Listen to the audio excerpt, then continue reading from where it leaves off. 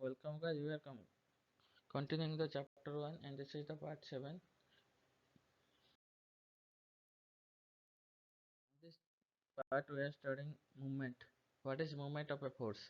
It is equal to the product of the force and the perpendicular distance of the point about which the movement is required and the line of action of the force.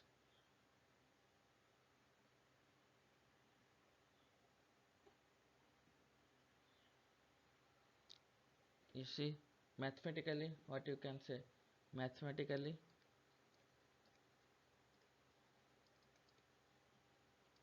movement equal to P and L, where P equal to force acting on the body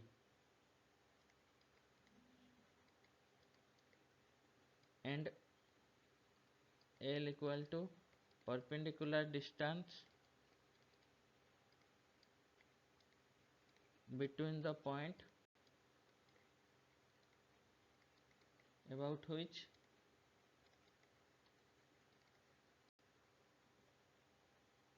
the movement is required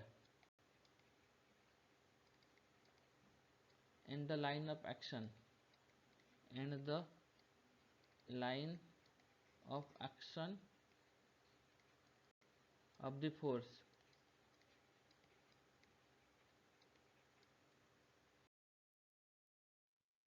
How can we represent it graphically? Suppose this is the fixed point O. We have to and this is the force P. We have to find the movement of this force with respect to point O, moment of this force P with respect to point O. Then how can we got the moment? First, draw a perpendicular line. It is in the 90 degree in this point and measure this distance. Suppose the distance is L. Then moment equal to moment with respect to O. Moment with respect to O equal to force into perpendicular distance. Force into perpendicular distance. This is not making 90 degrees, so this is not perpendicular distance. This is also not making any perpendicular angle, so this is not the distance. This is here it is making perpendicular distance, so this distance we are taking. What is its unit?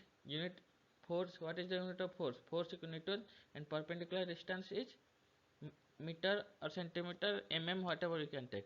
Means Newton into meter or Newton into mm.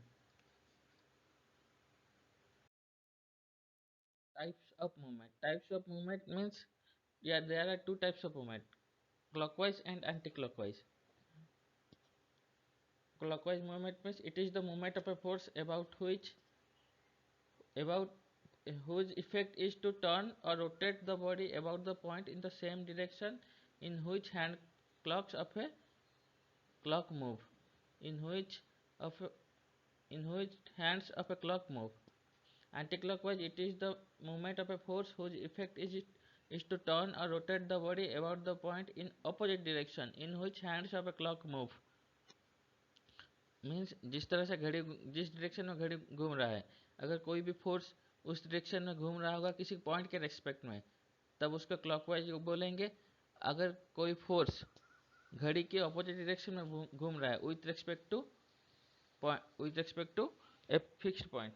देखो ये एक घड़ी है, ये fix है. घड़ी किस तरह घूमता है? ऐसे क्लॉकवाइज घूमता है, ऐसे ऐसे घूमता है. किसके रेस्पेक्ट में घूमता है? इस पॉइंट के हिसाब से घूमता है. ये कांटा किस तरफ से घूमता है? पॉइंट के इस पॉइंट के रेस्पेक्ट में घूमता है.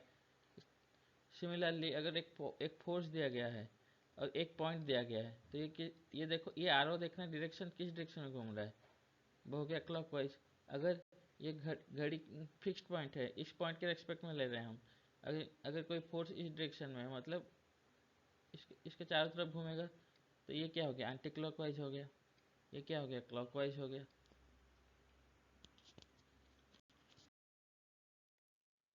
This is Verignon principles of movements, or sometimes often called law of movements. What it states, if a number of coplanar forces acting simultaneously on a particle, a particle, a number of coplanar forces means in one plane, acting on a are acting simultaneously on a particle. The algebraic sum of the moments of all the forces about a point. Suppose this is many forces are acting. If a number of coplanar forces, this is coplanar forces acting on simultaneously on a particle. This is particle. The algebraic sum of moments of all the forces about a point. Suppose this is point. The algebraic sum of the moments, 1, 2, 3 forces are there. Algebraic sum of the moments of all the forces about any point means point O, is equal to the moments of the resultant force about the same point. मतलब तीनों के बराबर कोई एक force होगा, उसको बोलते हैं movement of the resultant. Movement of the resultant क्या होगा? Movement of that means movement of resultant equal to movement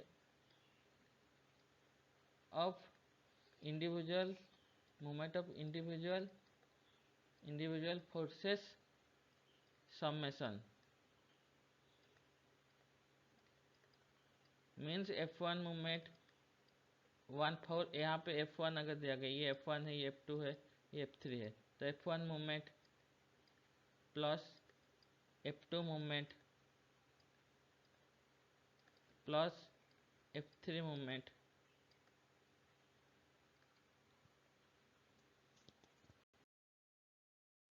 now solving some question.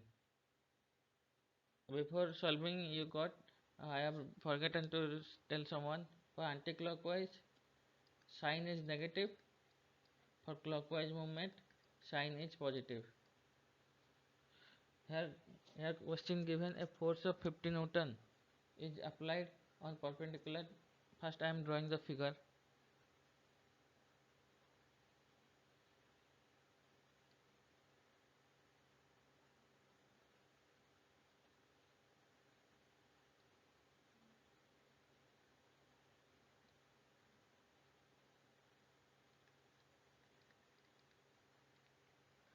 This is fixed point O, and this distance is 0.8 meter. A force 50 Newton is applied perpendicular to the edge. This is the edge of the door of length 0.8 meter wide,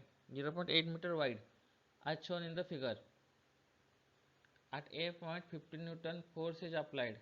This is the edge of the door, and wide of door wide is 0.8 meter, and asking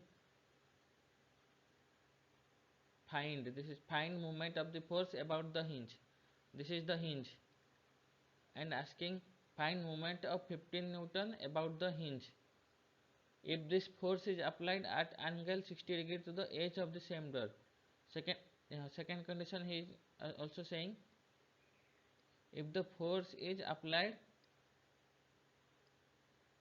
60 degree to the edge of the same door. 60 degree means making 60 degree angle, and this 50 Newton is applied just 60 degree angle to the edge of the door.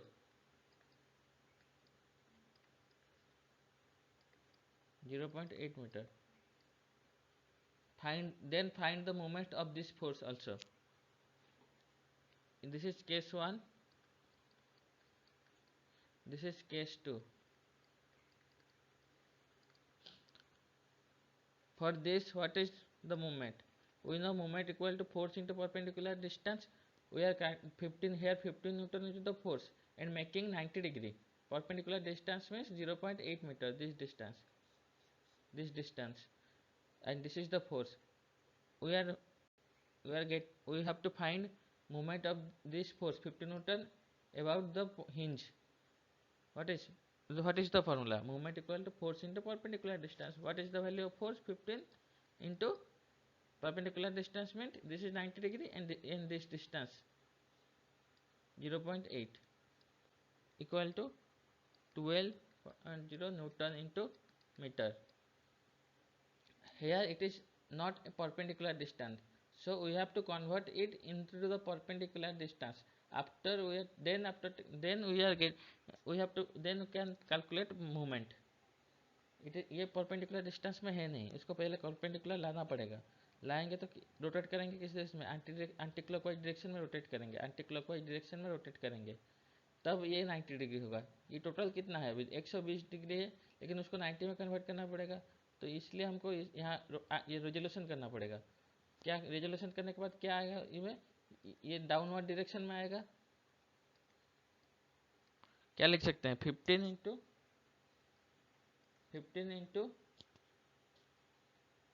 cos 30 degree.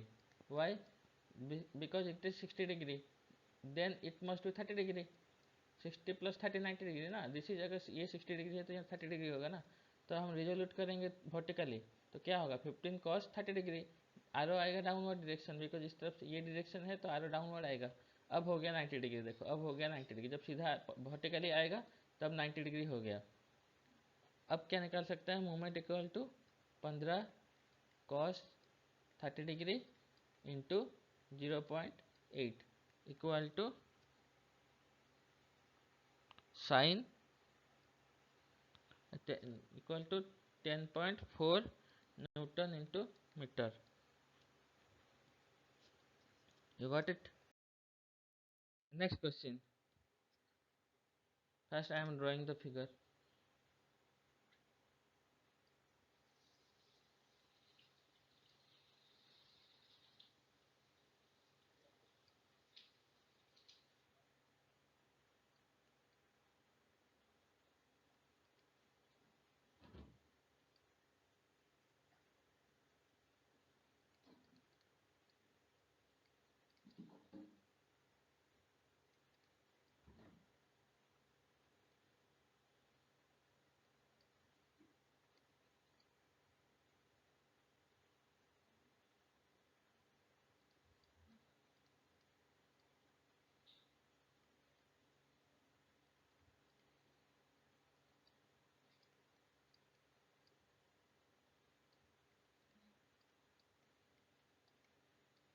From A to point, A point, B point are supported and C point is in the hanging position. From A to B distance is 1.4 meter, and from B to end C point is 0.6 meter. Total is 2 meter distance. And at C point, a force is unknown, a maximum weight W can be put. A uniform plank ABC. ABC is a plank of weight 30 Newton. Means its weight always in the middle position. Uniform ना, तो uniform है तो wait कहाँ से आएगा, बीच middle point पे आएगा। और वेट कहाँ पे आता है, डाउनवर्ड ग्रेविटी जिस तरफ से होगा downward 30 newton. 2 metre long supported at one end A and point B. ये डिस्टेंस वगैरह दे दिया है इसमें सब। मैक्सिमम पूछा है, find the maximum weight W, ये डब्ल्यू पूछा हुआ है कितना होगा। That can be placed at C, C में हम कितना मैक्सिमम लोड देंगे so that the plank does not topple, मतलब प्लैंक अपने पोजीशन से टेढ़ा मेढ़ा ना हो जाए। प्लैंक टपल मतलब टेढ़ा ना हो जाए। हम मैक्सिमम डब्ल्यू कितना लोड देंगे तो प्लांट टेढ़ा ना हो जाए, टेढ़ा बेढ़ा ना हो जाए, टपल ना कर जाए।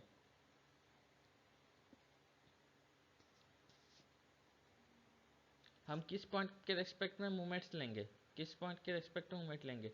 ये मिडिल में आ रहा है, मतलब ये कितना होगा 1 मीटर, ये होगा टोटल कितना होगा 1 मीटर, ये कितना आ जाएगा 0.6, ये होगा 0.4।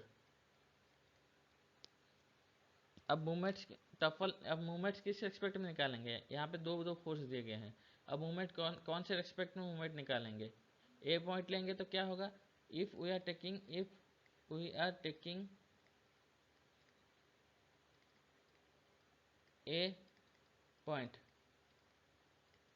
तो इस जब ए को लेंगे तो इसको रोटेट करेंगे तो क्या होगा क्लॉकवाइज, इसको भी रोटेट करेंगे तो क्लॉकवाइज। अब दोनों क्लॉकवाइज निकलेंगे तो कैलकुलेशन कैसे करेंगे, दोनों तरफ से अब LHS में दोनों तरफ से अगर LHS आ गए और इस तरफ से कुछ नहीं आया, तो हम कैसे निकालेंगे इक्वेशन को, कैसे इक्वेट करेंगे, अननोन को कैसे इक्वेट करेंगे, इक्वेट नहीं कर सकते ना। तो इसलिए क्या करेंगे, हम ऐसा पॉइंट देखेंगे जिसमें अगर बी पॉइंट लेंगे, if we are taking B point, if we are taking B point, if we are taking B point, then क्या होगा, W हो जाएगा तुम्हारा anticlockwise, clockwise, and 30 newton क्या हो जाएगा, anticlockwise. Then we can equate the equation, summation B equal to moment of B equal to 0, और 30 Newton, 30 कौन से डायरेक्शन में जा रहा है ये, 30 कौन सा, अगर B की तरफ घुमाएंगे तो किस, एंटी क्लॉकवाइज, एंटी क्लॉकवाइज मतलब negative, anti clockwise means negative, and clockwise means positive. Anti clockwise 30 into what is the distance between 30 Newton and point B, 0.4 meter, so 0.4 equal to W, W is in which anti-clockwise or clockwise, this is clockwise, clockwise means plus, clockwise means plus, W into what is the distance between C, this is perpendicular, this is also 90 degrees, so we are taking directly multiplying this distance already in perpendicular position, so we are taking directly this distance, W into 0.6. If you are, if you equate this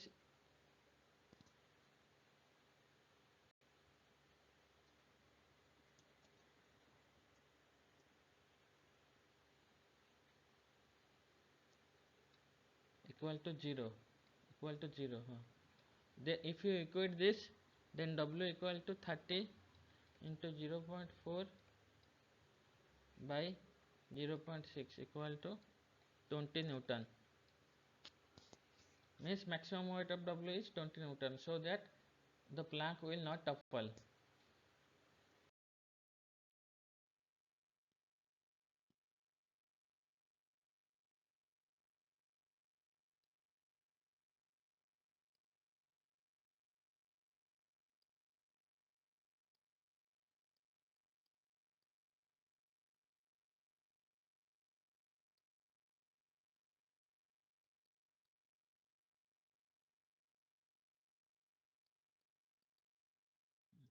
Two halves of a round homogeneous circle, two halves of a round, this is first half, this is second half, two rounds of a homogeneous cylinder are held together by a thread wrapped around the cylinder with two weights each equal to P attached, दोनों तरफ से P load attach किया गया है।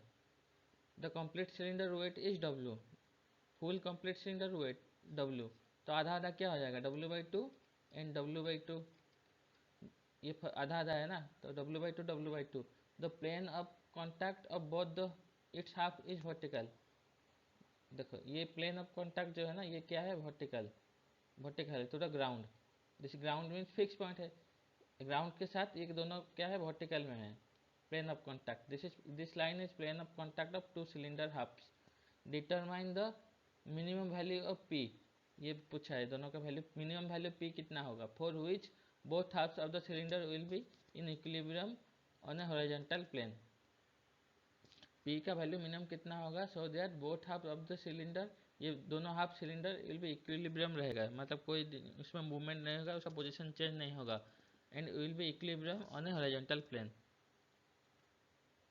Suppose you are taking one half, left half ले रहे हैं, suppose you are taking left half,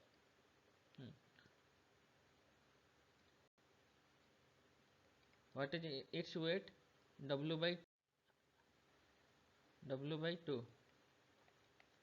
from the this distance to center of, this is called center of gravity, center of gravity, the body weight is always acting on at the center of gravity,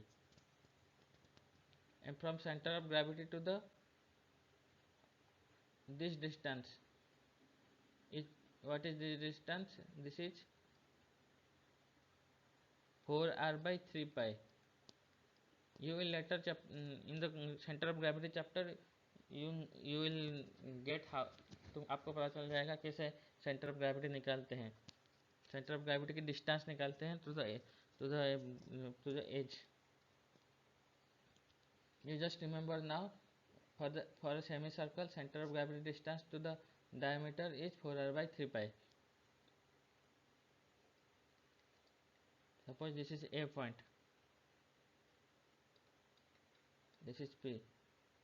Because this tension is also field, this is the rope. In this part also this tension, second body tension is also field.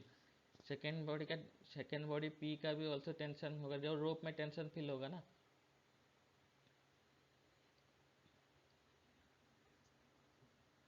This is the free body diagram of left portion of the cylinder, left half. Now taking movement, movement about A and equating the equation. Moment A equal to 0, or what we are getting,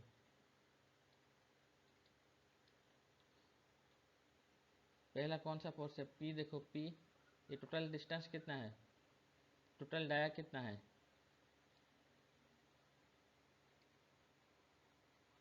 total है D.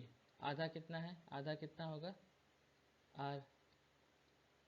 ये भी कितना है, radius है, ये भी radius है ना, यहाँ से यहाँ तक टोटल डिस्टेंस, ये कितना है, ये भी R है. तो क्या होगा, P into with respect to A ले रहे हैं ना, P इंटू 2R. 2R मतलब D इक्वल टू 2R ना, 2R. तो P इंटू 2R. तो ये कौन से रोटेशन में जा रहा है, ये A पॉइंट है, ये कौन से रोटेशन में जा रहा है, क्लॉकवाइज. तो इसलिए तो प्लस हो गया.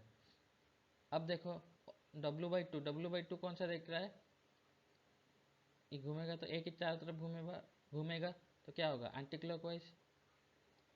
तो minus W/2 into which perpendicular distance is, this is also perpendicular and this is also perpendicular distance. Perpendicular distance is 4r by 3 pi. Another is P, this P second, first this P into this is also anti-clockwise, means minus P into perpendicular distance is R equal to 0. If we are solving this question, you are getting P into R equal to 2W by 3 pi into R, or P equal to 2W by 3 pi.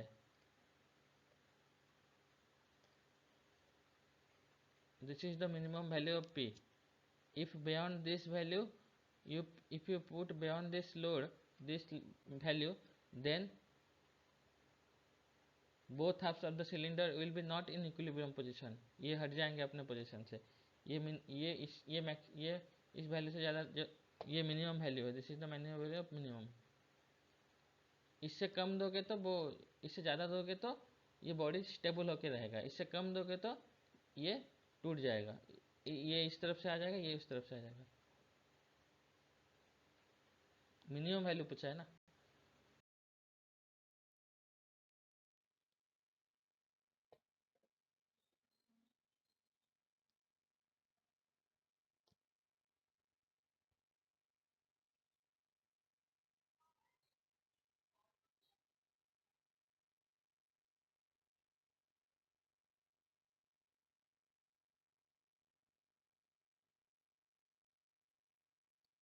ये एक block है, block की height कितना दिया है, 150 mm. ये है wheel है, व्हील की मूवमेंट कौन से डायरेक्शन में है, लेफ्ट डायरेक्शन में. बट इस तरफ से जा रहा था, रोटेट कर रहा था, बट बीच में क्या आ गया, ब्लॉक आ गया, अब नहीं जा पा रहा है. ब्लॉक आ गया, अब नहीं जा पा रहा है. ब्लॉक की व्हील की डाया कितना है, 600 mm. रेडियस कितना होगा, रेडियस इक्वल टू 300 mm. अगर डाया 600 mm है तो रेडियस कितना होगा, 300 mm. रेडियस है O. ब्लॉक की एज से जहाँ पे टच कर रहा है, ये क्या हो गया, रेडियस हो गया, मतलब ये R है. Radius equal to 300 mm. Radius equal to 300 mm। Dia अगर 600 mm है तो रेडियस कितना होगा? 300 mm। अब ब्लॉक आ गया बीच में, अब उसके ऊपर नहीं जा पा रहा है। अब कितना फोर्स देंगे? अब कितना फोर्स देंगे? अब कितना फोर्स देंगे सो दैट बॉडी क्या, अब कितना फोर्स से इसे पुल करेंगे सो दैट ये व्हील ऊपर, उसके ऊपर, ब्लॉक के ऊपर आके आर पार हो जाए, इस तरफ से फिर चलने लगे। कितना फोर्स देंगे? Find the least pull through the centre of the wheel. Through, हम सेंटर ऑफ द व्हील से पास करें। लीस्ट पुल कितना मिनिमम लोड देंगे, कितना फोर्स से हम खींचेंगे from the centre of the wheel required just to turn the wheel over the corner A of the block। Find the reaction of the block. Block भी कुछ reaction दे रहा होगा, उस रिएक्शन को भी निकालेंगे। और all the surfaces are smooth. पहले क्या करेंगे, इसका फ्री बॉडी डायग्राम बनाएंगे।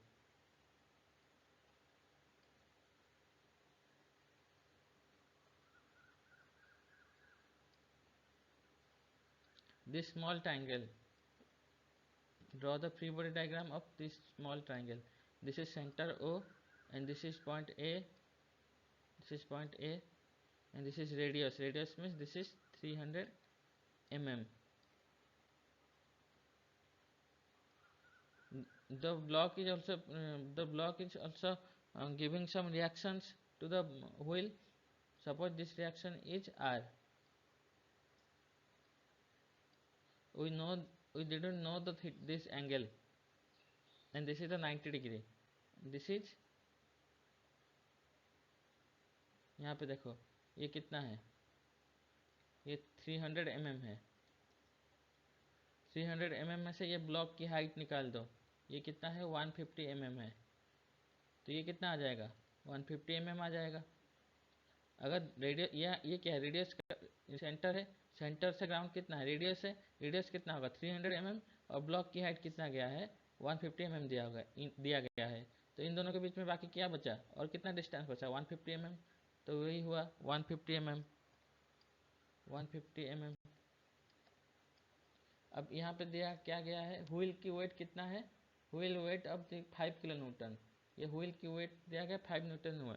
तो व्हील की वेट कहाँ निकले, कहाँ होगा, उसकी सेंटर ऑफ ग्रेविटी, उसका सेंटर ही तो सेंटर ऑफ ग्रेविटी है। और वेट कहाँ से गिरता है, वह नीचे की तरफ जाता है टुवर्ड्स द ग्रेविटी। तो 5 किलो न्यूटन यहाँ पे आ गया। अब ये डिस्टेंस नहीं पता हमको, ए बी डिस्टेंस नहीं पता, ए बी डिस्टेंस कैसे निकालेंगे, A B equal to O A square minus O B square. क्या होता है, B square equal to H square minus P square, ये तो होता है ना। तो ये क्या, ये बी है, ए बी है, और ये ओ बी है, हमारा पी है। और A B equal to 300 square minus 150 square. तो क्या आ जाएगा, A B equal to 260 mm।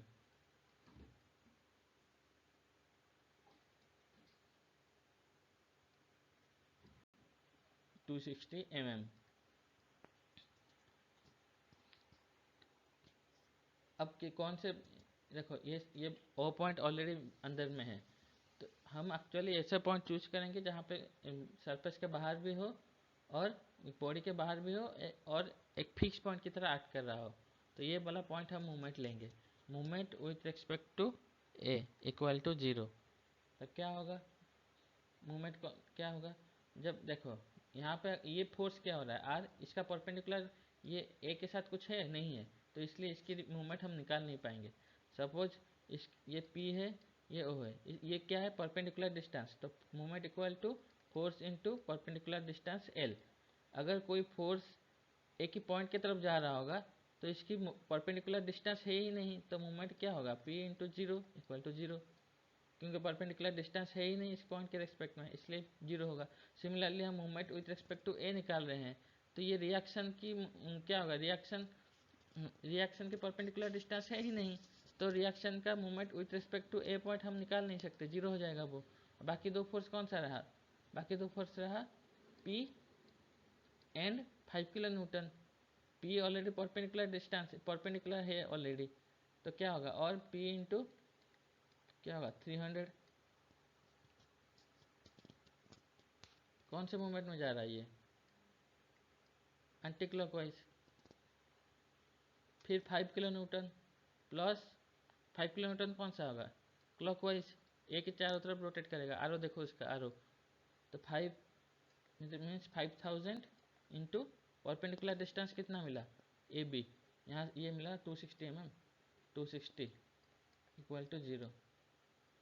और यहाँ से सॉल्व करोगे तो P निकल जाएगा आपका 4.33 किलो न्यूटन।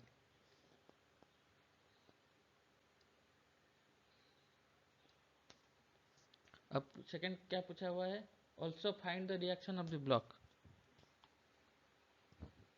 लेट रिएक्ट, ये लोड आ गया किलो न्यूटन में, let reaction, let R equal to in kilo newton, reaction भी किलो न्यूटन में हम निकालेंगे। हमको पता नहीं कितना आएगा, let's it is in kilo newton. Now resolving the forces horizontally and equate the same, resolving horizontally,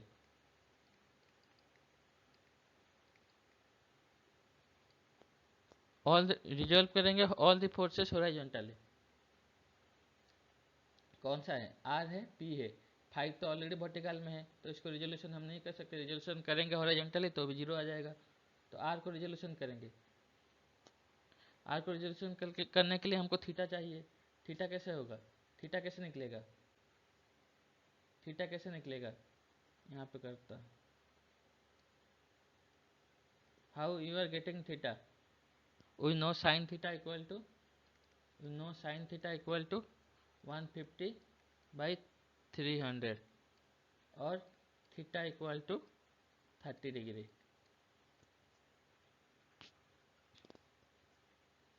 now resolving horizontally, और क्या होगा, आर को ये अगर ये 30 डिग्री आ गया, अब हॉरिजॉन्टली रोटेट करेंगे, ये 30 डिग्री है तो ये कितना होगा, ये भी 30 डिग्री होगा, ये थीटा है तो ये थीटा होगा, ये देखो ये अगर थीटा है तो ये भी थीटा होगा, तो ये 30 डिग्री है तो ये भी 30 डिग्री होगा। आरो मार्क्स इसका ऊपर है, अगर रिजोल्व करेंगे क्लॉकवाइज रिजोल्व करेंगे तो क्या होगा, R into cos 30 degree, plus होगा कि माइनस होगा, प्लस होगा, क्योंकि आरो जब रोटेट करेंगे आरो क्या होगा, प्लस एक्स की डायरेक्शन में होगा।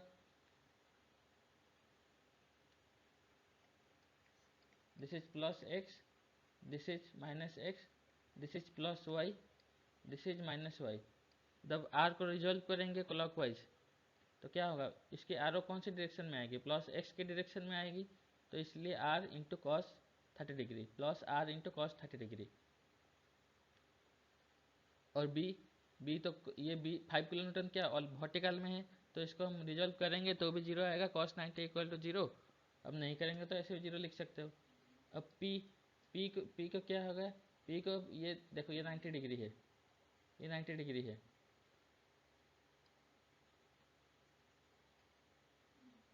ये एंगल कितना आ जाएगा 30 डिग्री आएगा, 30 डिग्री। वाई, दिस इज ये देखो ये थीटा 30 डिग्री है, ये 90 डिग्री है, तो ये कितना होगा 60 डिग्री होगा। 30 डिग्री 90 डिग्री 60 डिग्री, ये 90 डिग्री 60 प्लस 90 कितना हो गया 150। तो और क्या बचा, ये टोटल 180 डिग्री होता है ना, 60 degree plus 90 degree 150 degree plus 60 degree, ये हो गया 30 डिग्री रहेगा, तब तो 180 डिग्री होगा ना। ये 60 डिग्री ये 90 डिग्री 150 होगा, ये हो गया 30 डिग्री इक्वल टू 150 डिग्री हो गया टोटल। तो क्या लिख सकते हैं, अब रोटेट करेंगे क्लॉकवाइज, क्लॉकवाइज रोटेट करेंगे तो क्या आरो क्या कौन सी डायरेक्शन में आएगा, पी के आरो कौन सी डायरेक्शन में आएगा, पी की डायरेक्शन आएगी प्लस वाई की डायरेक्शन में। तो हमको वर्टिकली नहीं निकालना, हमको हॉरिजॉन्टली निकालना है।